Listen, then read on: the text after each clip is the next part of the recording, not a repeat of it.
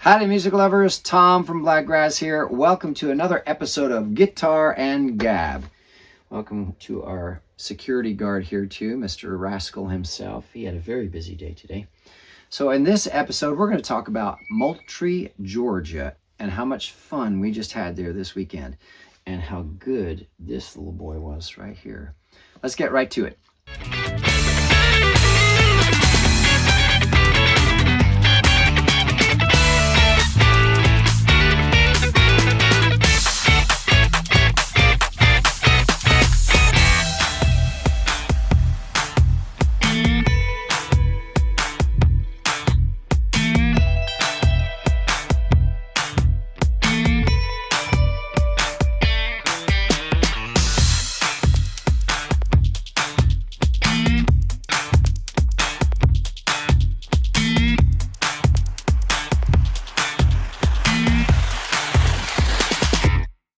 Howdy music lovers, Tom from Blakgraz. Welcome back. In this episode, I want to get into Moultrie, Georgia, but before I do, I want to give a nice shout out to Melanie and Leslie at Melanie's Place in North Carolina, Tarboro, North Carolina. Really cool shirt too. Hold on one second here. You can see the back there. Super cool place, cool people, the best kind of people you can ever ask for. And today on this episode, I'm playing Stella. This is Stella, my custom build out of Austin, Texas, built by the one and only legendary Vaughn Shannon himself. I do believe that this is one of one in the neck. She was one of one sticker. She still is, but he replaced the complete neck. Yeah, I had to put a new neck on. And he didn't have any more one-of-one stickers. I didn't have a one-of-one sticker, so it's still a one-of-one model, but she has a new neck now because I was a little rough on her the first year. I'm sorry, Stella. I'll take better care of you this year. Well, she's got a stronger neck, and she's got the the stainless steel frets, and a new on-off switch that I have been using a lot on both Betty and Stella. In fact, the new song that's coming out on the 28th, All the Way, uses Betty to record with, and the beginning dun, dun, dun, dun, dun, dun, dun, dun, dun, is with that switch. And I know I mentioned this before in videos before, but I'm still amazed by it. I can't believe how long that note rang. It just kept going. It would have gone as long as I needed. So I could have done the whole song with that, and it just would have kept going. But anyway, so Stella has a really interesting setup too with the pickups. It's not what you think. It's not lead pickup and then two and then middle. There is no middle, and then these two and this one. Oh, I have a very important alarm just go off. So it actually isn't set up that way. I think it has to do with single coil, and then these two together, and then single coil and humbucker. So it's a double humbucker, single coil, two together, I think as single coil, and then so coil tap, and then single coil and humbucker. I'm never really sure. I always just listen to what it sounds like when I go for it. The other interesting thing about Stella, just as a side note, I know I'm supposed to talk about Moultrie, but on this guitar, actually, the volume rolls off. Instead of a direct line, it rolls off kind of with a curved line. It doesn't really take a lot of volume off until you get really close to here. And the tone has an interesting effect too. So it's really interesting how this guitar works compared to the others and compared to what I'm used to. So it took some time to get used to Stella, but now I can't get enough of this guitar. I play her on several songs at each show. And I finally have all 6 guitars out on stage on every show, and they all get played.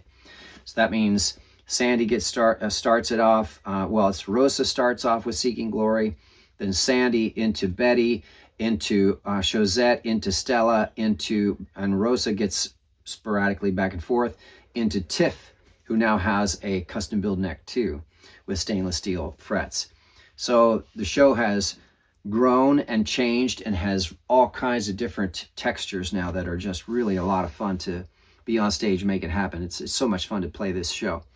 So, all right. So speaking of playing the show, we played for the second time at the Bandwagon in Moultrie, Georgia this last weekend. And it was also Moultrie, Georgia's city Spring Fling. So it was packed all day long, all the way into when I was done playing. And then even after they cleared out the streets, Bandwagon was still packed because they had another band come in just June. Some really nice guys. I met Ryan and Waylon. Howdy, guys. Hope you're watching this. And got to see them perform. So it was kind of nice, too. I got to play, tear down, clean up, change, come back in, and get a bite to eat from the food truck, which was delicious. We brought in Rascal, and he got to sit and watch all the people walk by. And there was this little girl with roller skates with lights on them, and he just kept watching her go by. Mesmerized by this girl go by, rolling by. Like, what is that? He was so good, too. He was so calm. So I got to sit and watch another band play, which was really nice, a nice treat. And Rascal actually got to go around the city while all of the attractions and all the vendors and everything were up, and the streets were full. It was big, huge part of downtown that was all blocked off and had people full all the way across the street and on the sidewalks and everything. And to be perfectly honest, he was really calm. He actually did a really, really good job. There were dogs that were barking out of control at him. There were people bumping into him and not letting him by, and you know, all kinds of smells. Music, and loud generators. Loud everything. Everybody's talking loud and hooping and hollering and laughing, and he just was just like, okay, this is a lot to take in, but I'll just stay close, you know. The first time around, he was a little overstimulated, but he wasn't hyper from it. But when I took him the second time, when you were loading in and setting up, he just walked through like as if, oh, okay, yeah, I know what to do. And he's that kind of dog where he's still learning the ropes, but first time perimeter, kind of literally like security, he does a perimeter check. Yeah, perimeter check. Then after that, he knows what to expect, and so his anxiety and stimulation level decreases significantly. Yeah. So he can really enjoy the moment rather than feel to be reactionary still. That actually has been kind of our routine now when we set up camp, is we'll take him on a perimeter walk of what need him to see. Where we are, what are we, you know, where's this place that we're in? Rufus stays the same, the camper stays the same, we stay the same, but the outside changes. So we always try to take him on a walk right away, to not just to relieve himself, but to also take a look at what is the environment that we're in now. And that really seems to bring him a lot of calm, so that when he's looking out the window, he's not scared, he's just curious. Yeah, because his anxiety's down significantly since we found him, which was at a truck stop. So he was already heightened anxiety levels because of trucks in and out, in and out, in and out. Mm-hmm. And we don't know how long he was left in one fashion or another, but he had a shock collar on, and he was a little emaciated. I mean, you can't even see his ribs. Like, yeah. I mean, it wasn't that bad, but it was enough we could see his ribs. And so he's adjusting faster and faster to not have that high anxiety response. Yeah, and I'm super impressed with, because he was so high strung when we first got him. Everything scared him. If a leaf blowed by, he would freak out. But now he's dealing with walking through town during a spring fling that's packed like it's nothing. You know, he gets a little bit distracted, or we have to adjust him or correct him a little bit, but nothing like we used to. The prong collar, while I was a little resistant to use it because I thought it might really hurt him if he just can't control himself, has been a game changer. He does not hurt himself. He does not freak out like he used to. He controls himself. His brain is going, whoa, don't do that, you know, before it gets too much. And he's finally starting to pay attention to us and where we are. So to be able to walk through the town with it being that busy and have that kind of success with him is a really encouraging result. Now, funny thing about Moultrie is we knew the Spring Fling was going to be that day, Saturday. So we drove in Friday night. We called Bill at the Bandwagon and said, hey, you know, are we going to be able to get in? Are the streets going to be open so that we can park and actually load without having to walk 2 city blocks with all the equipment? And he just went, oh yeah, you got that big camper, you better come in tonight if you can. So we did. He said, as long as it's after 9 o'clock, you're fine. So we parked right across the street from the Bandwagon on the main street in just regular parking spots. And Rufus is 35 feet and he's big, but he actually only takes up 2 official car spaces. So it's not like we're even taking up 4 or 5 spaces because we've got a trailer behind us and we're 45 feet and we're wide. It's nothing like that. Rufus just boom, slips into 2 spots and that's it. So it's almost like somebody, if you were hauling a U-Haul trailer, you needed a second spot. So you can't really complain. So we slept overnight right there outside of the Bandwagon.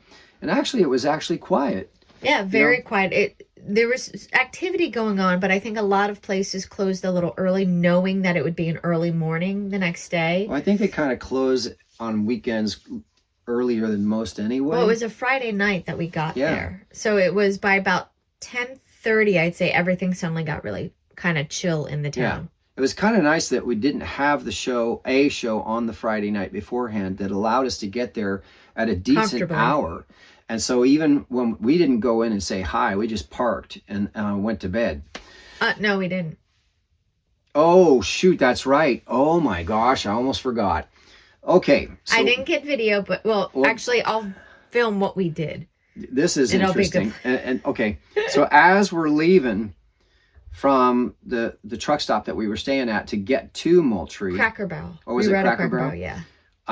We pull up the jacks and we start smelling an electrical burn, right? Something like insulation on a wire burning. We recognize this because of other challenges we've had. And it's coming through the vents. It's not rubber burning. Which means it's coming from in front somewhere.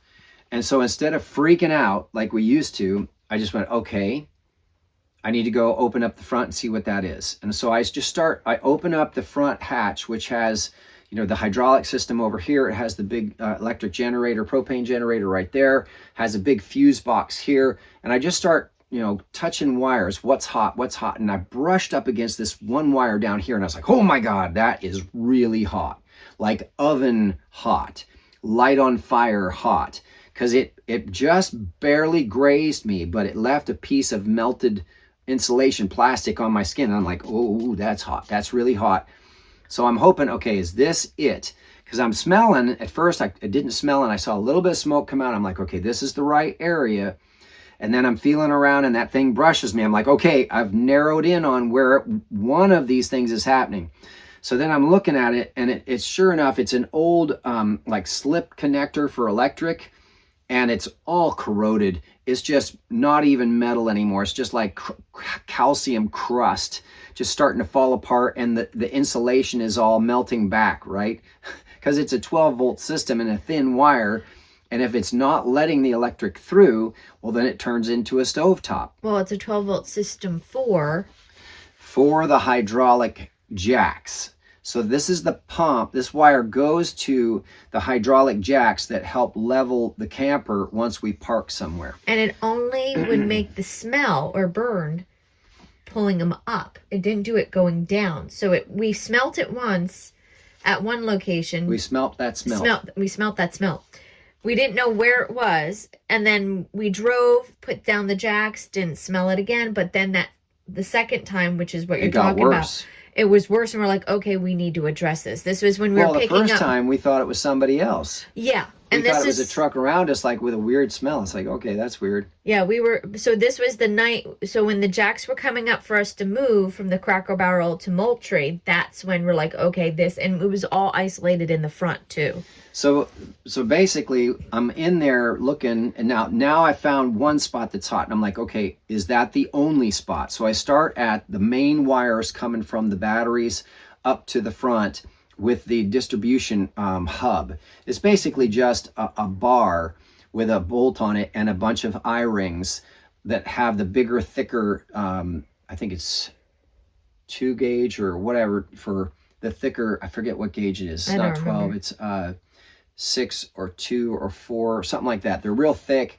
like battery cables coming off, going to the one fuse box and then one down to the hydraulic pump. Those temperatures were fine. They're like cool. And I'm like, oh, wait a minute. Why didn't it get hot when it was going down, but only got hot when it allowed it up? Because when they're coming up, it's just spring pressure pushing the hydraulic fluid back into the pump. Yeah. Well, something has to hold that valve open, right? So I'm guessing that the cylinder that it's attached to When that wire sends electricity into it, it magnetically holds that valve open that allows the hydraulic fluid to come back up into the reservoir.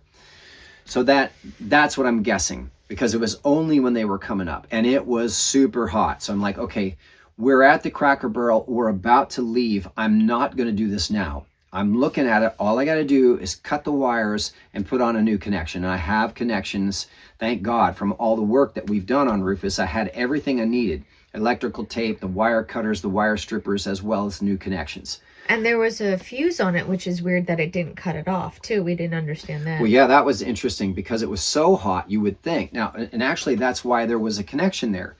The old wire went straight into the cylinder. Well, somebody had cut it and inserted a 40 amp fuse in between these two wires going to this cylinder. Well, we checked the fuse and the fuse was fine, even though it was ready to burn up and catch fire. It's like, so should that not be 40 amps? But I was hesitant to change the fuse out. But it was interesting that there was a fuse there with 40 amps and it did not pop off. So needless to say, I checked the fuse. It looks fine. I'm going to leave it there for now, and I'm going to find out from that model how much that draws. Because if it's only really drawing 20 amps, then I shouldn't have to put a 40 amp fuse on it. It should be like a 20 amp fuse or maybe a 30 amp fuse at the most. So anyway, a new thing to look at. So when we got to the street outside of Moultrie and we parked where we were going to park, the first thing Martha and I do is get out there before we put the jacks down, open up the front and start working on this wire. So there, Martha and I are in the dark. She's holding the flashlight and I'm cutting and I'm talking to her. I'm like, this looks like right. And what do you think of this? And it was just funny because we're both like for a half an hour out there, and I spliced, take out the old part and take out the other side too, which was old but looked okay. But I took it out the also I-ring, just to be safe. No, well, we took off the old connection in the old I-ring, and I put on a new I-ring right onto the wire that went into the fuse. Yes. Instead of replacing the old wire that was already kind of burned up. So I just took that completely out of the equation. Put an I-ring right on the fuse wire that reached down. We had plenty of slack to do it, thank goodness. And then the other side, the old connection, looked fine, but I wanted to play it safe. So I cut it and put a different connector on it, crimped it down, and then put the wire in on the other side and crimped it down, and then electrical taped it up. And then we tested it, and I had her inside doing it, putting the jacks down and then bringing them up. And I just kept checking the wires, and worked perfectly. Well, it seems like, too, because the wire coming off of it, the main wire, was bigger than the one that was part of the fuse. So it's almost like... Yeah, the fuse had a thinner wire. It was a thinner wire. So that's where I think they put the fuses, because of the two different gauges being connected or something. I don't know. Who knows? It might have been just a do-it-quick type of deal. But yeah. The funny thing about it is, here we are just outside of this venue the night before, 10 or 11 at night, putting in or cutting out sections of wire to stop it from catching fire. Because that's what happens with 12-volt systems.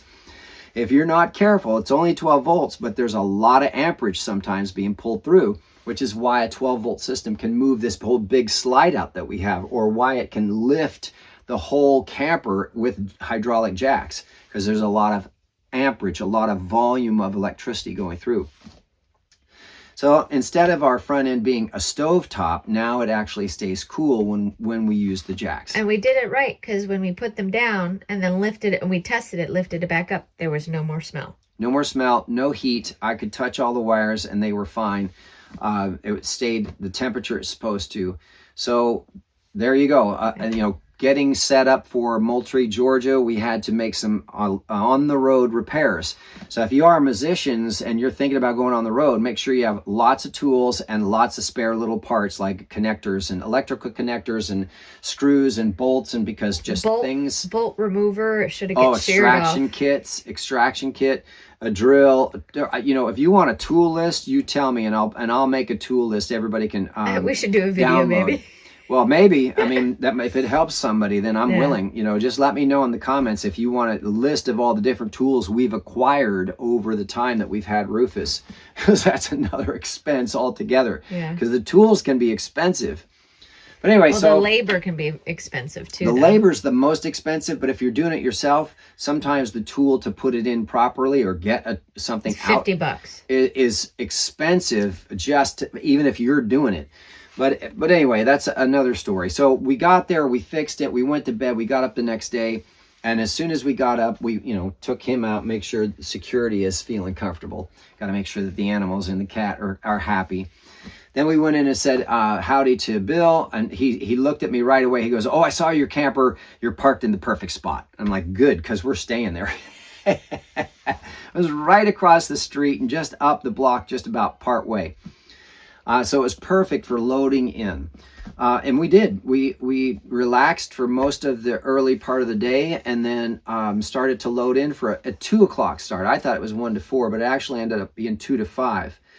So I actually got in, and it's good that we got there so early too, because the Bandwagon is not like other venues where you load in onto a stage. Actually, because I'm a solo artist with backing tracks, they asked me to load and set up on top of literally an old style horse-drawn wagon. Now it's mounted to the floor so it doesn't move too much, but when you bang your foot, the microphone stand starts going like this, and you bash your teeth in if you're not careful. And the first time I tried it at their place, I had the speakers up on the stage on the Bandwagon with me. Too much weight. I saw them going like this the whole time. I'm just having a heart attack. There go my towers, right? So this time we set the towers down on the ground, and I set up all the guitars and the iPad and the microphone and everything else, and the lights up on the Bandwagon. It looked super cool because up on the metal I-beam behind me, I could put the banner with the magnets that I have. So it looked super awesome. Another benefit of setting up there was the band after me, Just June, they were 3 guys, and so they wanted to use the down below stage. Little stage space. They had to move some furniture out of the way, and they used the stage space down below. So I was not in the way and didn't have to hurry up and tear down and get out of their way, which was really nice. Now, they weren't supposed to start till 7. Well, I started a little early, and then I went to almost 5:30 because I was just having so much fun. People were having a good time. Everybody was drinking. We had the sing-alongs. We had the giveaway. You had a couple of kids that realized that you didn't do covers, and they're like, "Well, what's his name?" And I said, "Well, his name's Tom, but if you want to look up his music," I drew their attention to the banner, and then immediately they come, like within less than a couple of minutes, "Can he play this song?" And it took me a second. The one little girl, she's like, "Can he play Good Vibes?" Or something. I'm like, "He doesn't." "Oh, you mean his song, Good Vibes?" "Yes, hold on." I said, when he's done with this song, I'll go up and say something to him. And they were having a blast requesting songs and then asking songs that you haven't played in a while. I was like, "Oh, I don't know about that. Let me ask him on that one." But they were funny about it. It was awesome. It was awesome. These kids came up with their phones. They go, "Can you do this one? Can you do this one?" And I'm just saying, Blakgraz. He had your releases that were up on, he had YouTube up. Up on YouTube, right. Yeah. The first one he asked for was Nothing You Can Do to Stop Me. All right, so hold on. I'll just play a little bit of that lick.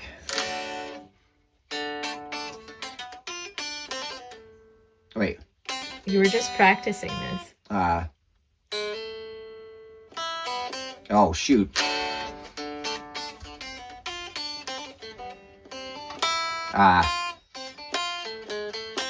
Oh my God, I just played it. I was just practicing it because of this. Hold on.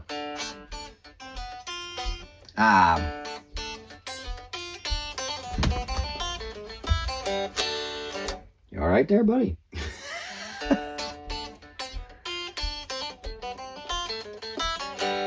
There, I got it. So it's this.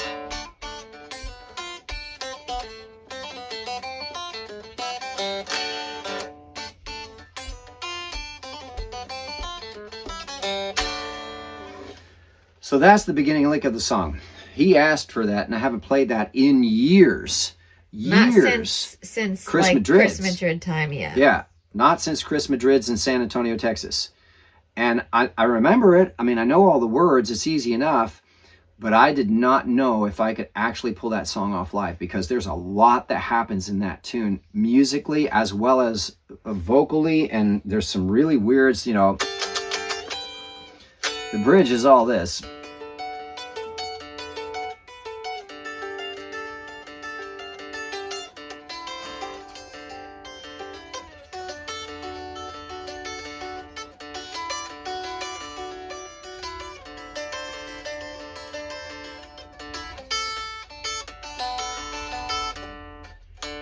Ah.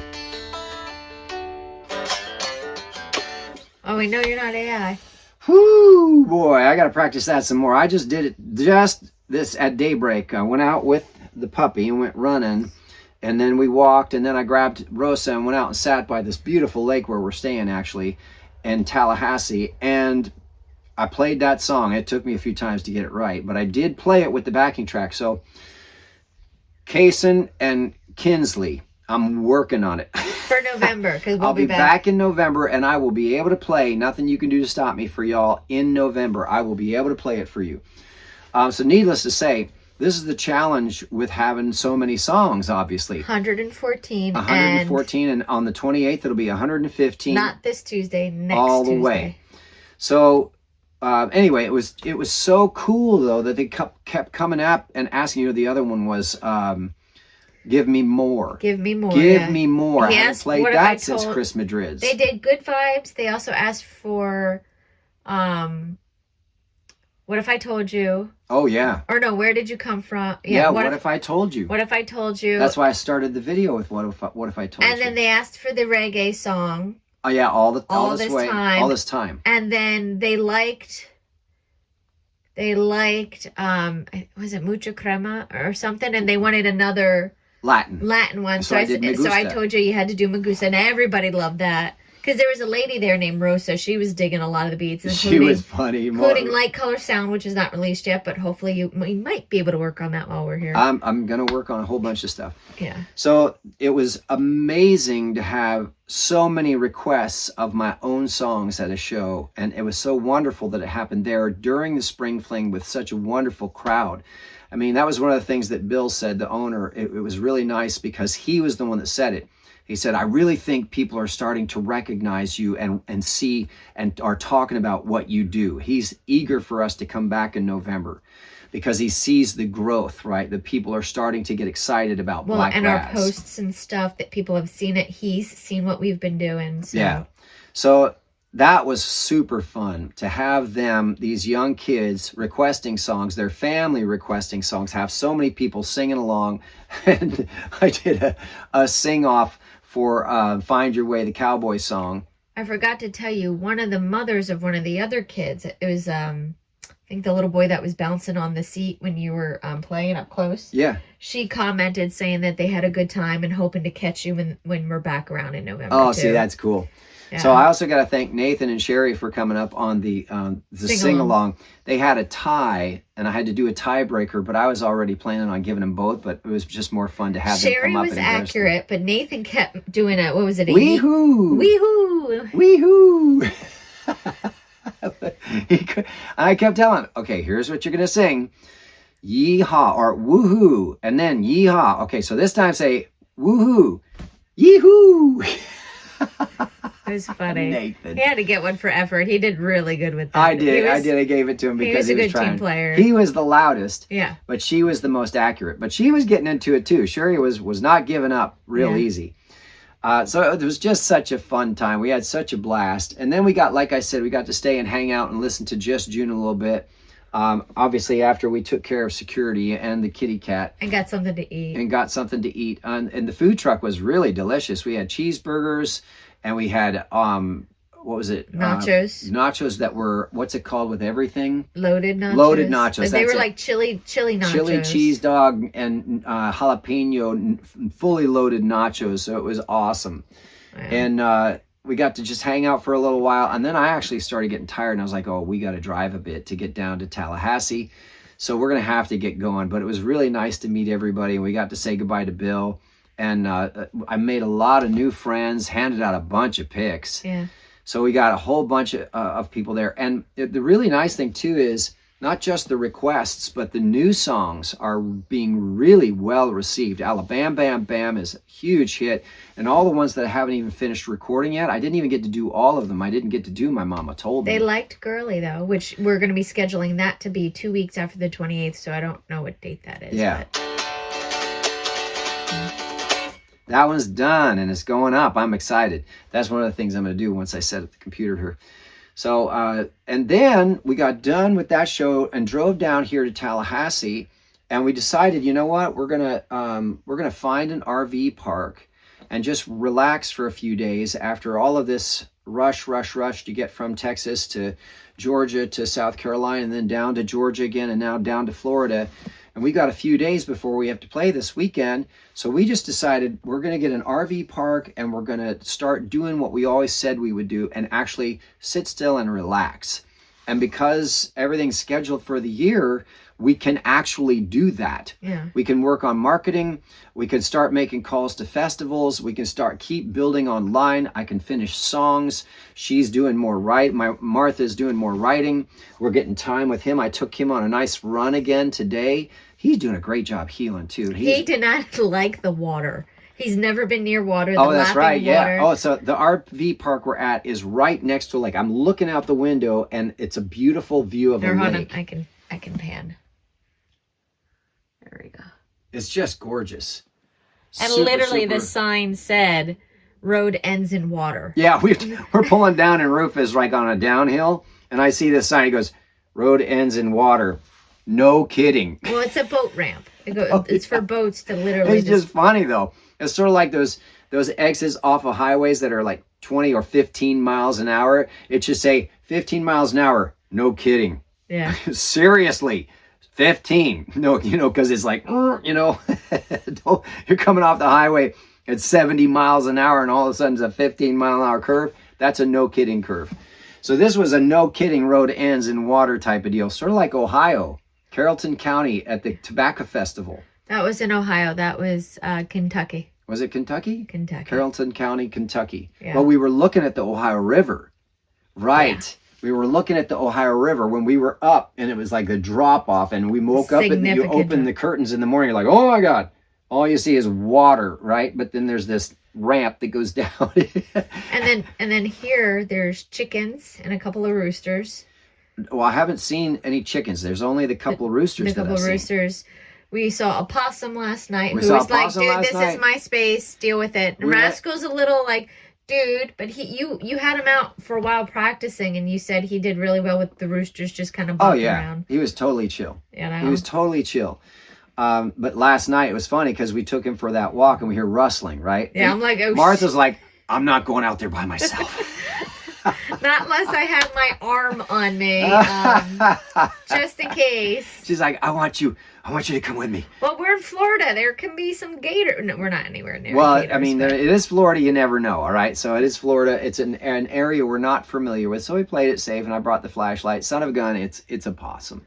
So we're like, okay, good. Eat all the ticks, right? Eat all the bugs. Possums are your friend. Plus, there's been this beautiful, beautiful swarm of dragonflies. When we go for walks, the dragonflies are everywhere. Now, I know that means there's mosquitoes, but it is a lake. But the dragonflies are just amazing to watch them go. It's just, and even Rascal, we were sitting, I took him for a run, then we came back and walked him, and then I got Rosa and some snacks for him and a drink and took him over to this pavilion that's right by where people load their boats in and out. And I just sat there for a couple hours. You were napping for a couple hours. Yeah. I was there for a couple hours just practicing acoustic, and I had him tied off so he had some extra space so he could kind of stretch out, go out in the grass in the sun if he wanted, or come in the pavilion in the shade if he wanted. And he's just hanging out, looking, and the dragonflies come up to him like this. And he's like, whoa, what are you? This big black dog getting scared by this little bug. What are you? It's like, what are you doing? He's like, have you never seen a dragonfly before? Is that what that is? Clearly he hasn't. Yeah, so now he has. He's seen a whole bunch of them. And he was sitting, and the roosters kept coming over, kind of checking on him. What is this thing? What's he doing? What's he going to do? And he just sitting down, watching, kind of like, hey, what are you doing? From the high-strung, wild, crazy dog that we got early on to now this completely chill, relaxed puppy dog. He's doing so good. But now, after that kind of travel and the week, and then the show that was so successful, it was such a long day, but it was really successful. Yeah. To come here and now have a few days to just kind of unwind and relax and not have all the challenges we used to have. You used to be stressed about, oh man, we got to get this part delivered. Oh man, why is this not functioning properly? There's still stuff that needs to be done. Rufus has all kinds of things that need to be fixed still, but at least he's running consistently. I mean, we still don't have air conditioning. We still need the master cylinders on the brakes replaced. We've got this squeak in the back wheel on the passenger side. We got to fix all the back lights. Replace the desiccant. I got to replace the desiccant. But we're getting to places more consistently and much easier. And when little things like that burnt wire pop up, it's not near the challenge that it used to be. Okay, we're like, okay, what is this? What do we need to do? We can fix this. We'll just work through it, right? And May is the real kickoff of a lot of the... Oh, and June, July, August. And then I've got September, October, November, and December already filled pretty much. But I'm gonna pack them up even more. We just need, we ideally would like at least 15 more shows. Total. For the whole year. 15 for the whole year, because I'm at 86 now. So it's like, okay, well, if we get 15 more, I'll be 101. And that takes away from the one that I did for free. It covers the one that I did for free. But actually, we made so much in tips that I basically got paid for that show too. So, and that's not counting that we're already having people say, oh, I want you to come and play. Like Melanie's, when she saw us at High Point, right? Or no, she saw us at Salter Path, North Carolina. She saw us there, and she hired us 2 weeks later for her place. So a lot of those shows, we're going to get probably way more than 100 by the time we're done. It's exciting because this is the first time for us since we first went on the road in the SUV that we've been able to actually breathe and relax and start actually enjoying the fact that we're going to such beautiful places and meeting so many amazing people and having so much fun. It's really nice. It's really, really nice. So there you go. This weekend was all kinds of fun, and it's just getting better and better every day, every week, every show. It's getting better. More people are starting to follow what we're doing. More streams are starting to happen. More video plays are starting to happen. We're getting more and more comments on YouTube. Thank you so much to everybody who's watching here. It is very exciting to be doing this right now. Not only is it a dream come true, but now we're actually starting to see it start to take off. It's really kind of cool when you see the wheels start to move fast enough and the wings kind of pick up from the wind and you're just about to lift off, right? You can feel it. It's going to happen.